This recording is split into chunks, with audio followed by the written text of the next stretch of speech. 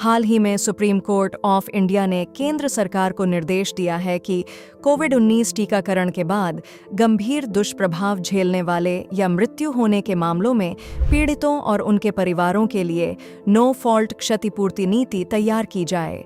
अदालत ने कहा कि ऐसे मामलों में प्रभावित परिवारों को मुआवजा पाने के लिए यह साबित करने की आवश्यकता नहीं होनी चाहिए कि वैक्सीन निर्माता या सरकार की कोई लापरवाही थी। चूंकि कोविड-19 टीकाकरण एक राज्य नेतृत्व वाला सार्वजनिक स्वास्थ्य कार्यक्रम था, इसलिए दुर्लभ लेकिन गंभीर दुष्परिणाम झेलने वाले नागरिकों के प्रति राज्य की जिम्मेदारी बनती है कि वह उन्हें संरचित वित्तीय सहायता उपलब्ध कराए। सुप्रीम कोर्ट ने नो फॉल्ट लायबिलिटी के सिद्धांत का उल्लेख करते हुए कहा कि इसके तहत पीड़ितों को बिना दोष सिद्ध किए भी क्षतिपूर्ति मिल सकती है। न्यायालय ने केंद्र सरकार की उस दलील को खारिज कर दिया जिसमें कहा गया था कि प्रभावित परिवार सिविल या उपभोक्ता अदालतों में जाकर वैक्सीन निर्माताओं के खिलाफ लापरवाही साबित करके मुआवजा मांग सकते हैं।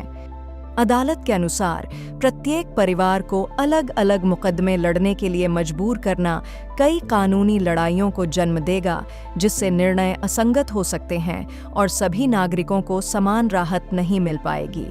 यह स्थिति संविधान के अनुच्छेद 14 के तहत समानता के अधिकार को भी कमजोर कर सकती है। अदालत ने अपने निर्णय में अनुच्छेद 21 पर विशेष जोर दिया।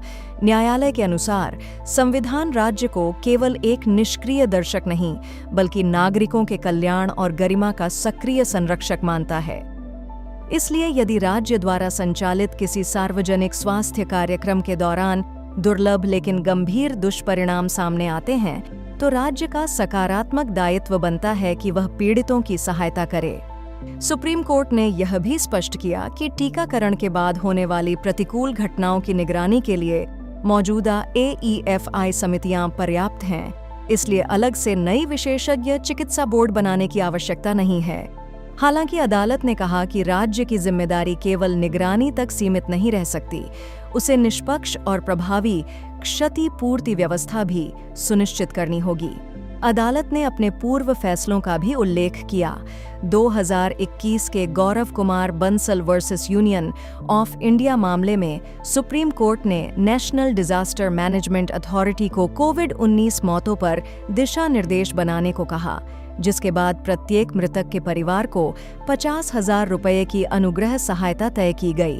वहीं Jacob Puliyel versus union of India मामले में सुप्रीम कोर्ट ने वैक्सीन स्वीकृति और AEFI प्रणाली को सही ठहराते हुए कहा कि जबरन टीकाकरण नहीं किया जा सकता, क्योंकि शारीरिक स्वायत्तता अनुच्छेद 21 के तहत संरक्षित है।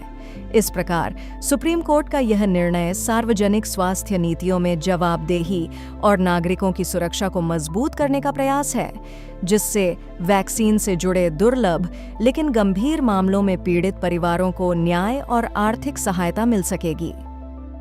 अगर आपको यह जानकारी पसंद आई हो तो कृपया इसे लाइक करें, शेयर करें और चैनल को सब्सक्राइब जरूर करें। और जाते जाते इस प्रश्न का उत्तर कमेंट में बताइए। प्रश्न: सुप्रीम कोर्ट के अनुसार right to life and health भारतीय संविधान के किस अनुच्छेद से संबंधित है? A अनुच्छेद 14, B अनुच्छेद 19, C अनुच्छेद 21, D अनुच्छेद 32,